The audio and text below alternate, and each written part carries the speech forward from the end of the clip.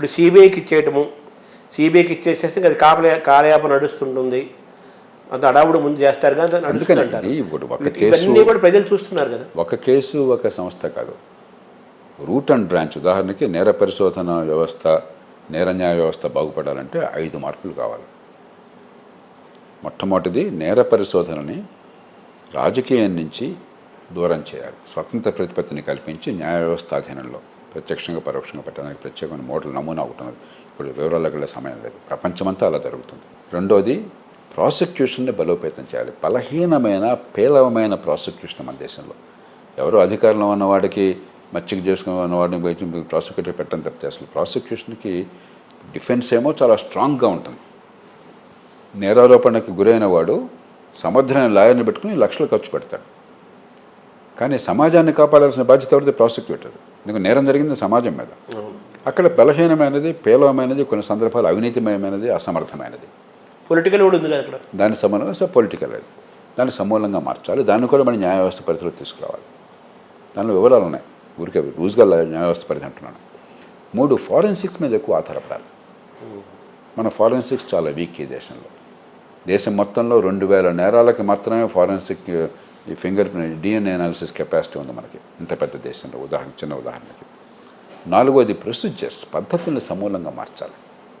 ఇందాక అనుకున్న ఏళ్ల తరబడి పడుతుందని చెప్పని.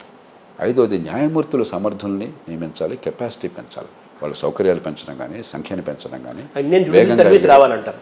ఇండియన్ జ్యుడిషియల్ సర్వీస్ రావాలి. అది ఒకటి మార్గం, అది ఒకటే కాదు. కాబట్టి 5 సమూలంగా మార్చాలి.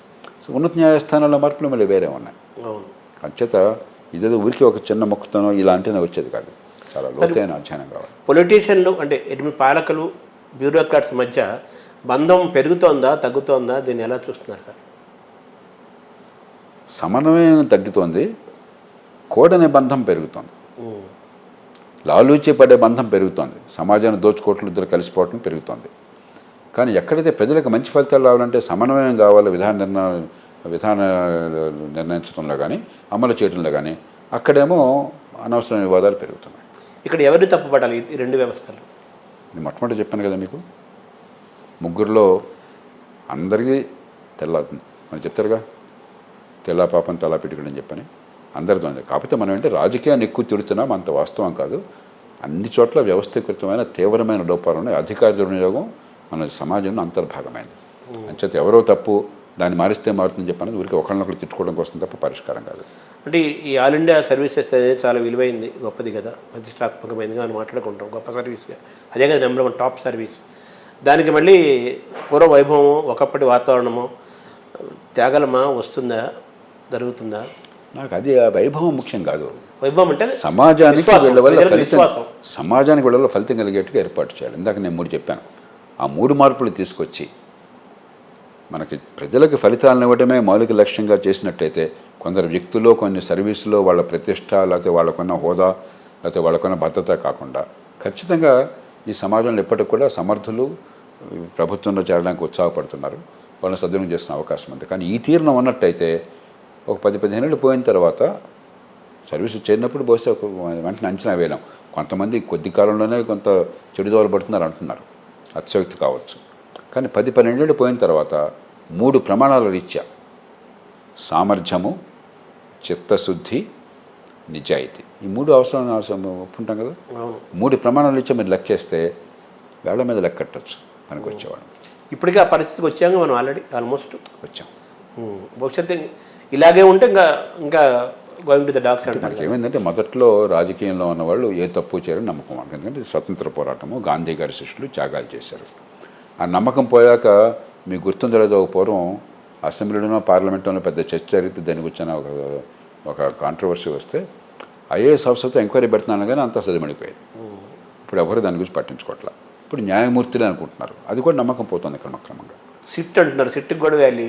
కాబట్టి ఇప్పుడు మన వ్యవస్థని సమూలంగా ప్రక్షాళన చేయాలి, పద్ధతి ప్రకారం చేయాలి. ఇష్టం వచ్చినట్టుగా కాకుండా, పిచ్చి పిచ్చిగా కాకుండా లోతైన ఆలోచనతో చేయాలి. లోక్సత్తా ప్రజాస్వామ్యపేక్షణ చేస్తున్న పోరాటం అంతా కూడా ఏ మార్పులు ఎందుకు కావాలి, ఎలా సాధించాలి, అదే ప్రయత్నం అంతా. ఇప్పుడు యూత్ని ఇండియన్ సివిల్ సర్వీసెస్కి వస్తామంటే మీరు స్వాగతిస్తారా? ఇప్పుడు ఈ రోజున పరిస్థితుల్లో అంటే దేశంలో చాలా గ్లామర్ ఉంది, గిరాకీ ఉంది. నేను అంటే అసలు వాతావరణం బాగాలేదు కదా. నేను వద్దుమూరం అంటున్నాను. నేను మీరు వెళ్ళబోకండి అయ్యా, 1000 మందికి ఒకళ్ళు సెలెక్ట్ అవుతారు. సెలెక్ట్ అయిన వాడు కొమ్ములు వస్తున్నాయి, గొప్ప అని అనుకుంటాడు. వాడేం గొప్ప చేయట్లేదు, అందరూ చేయట్లేదు, కొంతమంది చేస్తున్నారు. కానీ సెలెక్ట్ కాని వాడు నిరాశపడుతున్నాడు, నా జీవితం అంతా వృధా అయిపోయింది ఏడుస్తున్నాడు. అది పద్ధతి కాదు. ఉద్యోగాల కల్పన ప్రభుత్వంలో కాదు జరిగేది, బయట జరుగుతుంది, మార్కెట్లో జరుగుతుంది. నిజంగా సమాజం అంటే ప్రేమ ఉండి, ఉమ్మడి సేవలు అందిద్దామన్న తపన ఉండి, దానికి కావాల్సినటువంటి నైపుణ్యం ఉన్నట్టయితే గట్టి ప్రయత్నం చేయండి ఒకటి. అంతేగాని పర్యంతం ప్రభుత్వంలో చేరటమే లక్ష్యం అయితే సినిమా చూశాను ఈ మధ్య, పాత సినిమా. నాకు చాలా సిగ్గేసింది. ప్రభుత్వంలో ఉద్యోగం రావటమే లక్ష్యం అట, సినిమా అంతా దాని చుట్టూ తిరుగుతుంది. అంటే ఏం ప్రతిపాదన చేస్తున్నాం మనం? సమాజంలో మన అవసరాలన్నీ తెలియదు, సమాజంలో ఉత్పత్తి వల్ల. అక్కడ కాదు ఉపాధి వచ్చేది, గవర్నమెంట్లో గుమస్తా వల్ల ఏం ఉపాధి వస్తుందండి? ఏం ఉద్యోగం, ప్రజలకు ఏమైనా సేవ అందించేది? ఏం మాట్లాడుతున్నాం మనం? అంటే మన ఆలోచన వక్రం పట్టింది, ఒక ఫ్యూడల్ ఆలోచన ఇది. దాని నుంచి బయటపడాలి. సో మనలో మాటగా మీరు చెప్పాలి అనుకుంటే, వ్యవస్థ నిర్మాణంలోనూ ముఖ్యమైన 3 వ్యవస్థల్లోనూ మార్పు వచ్చినప్పుడే మన అనుకున్న ఫలితాలు వస్తాయి. ఈలోగా మళ్ళీ చెప్తున్నాను, అత్యద్భుతమైన వాళ్ళు 3 రంగాల్లో ఉన్నారు. రాజకీయంలోనూ, పరిపాలనలోనూ, న్యాయ వ్యవస్థలోనూ వాళ్ళు ఉన్నారు. కాబట్టి కొంతమంది ఈ వ్యవస్థలో ఉన్న భారాన్నంతా మోస్తున్నారు, ఉన్నంతలో కొద్దిగా ఫలితాలు సాధిస్తున్నారు. వాళ్ళు పెరగాలి, ఆ సంఖ్య పెరగాలి, వాళ్ళ సంఖ్య పెరగాలి, అలాంటి వాళ్ళకి ఆదరణ పెరగాలి, వాళ్ళని గౌరవించాలి. దానికి వ్యతిరేకంగా ఉన్న వాళ్ళకి కొంచెం శిక్ష పడుతుందనే భయం ఉండాలి. మూర్ఖుడిని, దుర్మార్గుడిని అందరం ఎక్కించి తర్వాత కన్నీళ్ళు గారిస్తే ఉపయోగమే ఉంది? అవును. మీరు ఈ సిబిఐలు ఇవి కూడా వ్యవస్థలో భాగమే కదా, ఇవి కూడా వ్యవస్థలే అన్ని చోట్ల. ఇప్పుడు సిబిఐలో మంచి ఏర్పాట్లు ఉన్నాయి, కానీ దాన్ని అమలు చేయట్లేదు సరిగ్గా. తర్వాత పొలిటికల్ లెక్కల ప్రకారం కూడా ఎవరిని ఇబ్బంది పెట్టాలంటే కేసులు పెట్టడం, తిప్పటం, ఆఫీసర్లు, ఇదంతా కదా మనం ప్రతి సీజన్కి మారుతోంది కదా. బడితో ఉన్నవాడిదే బర్రె అయిపోయింది, అది పోవాలి.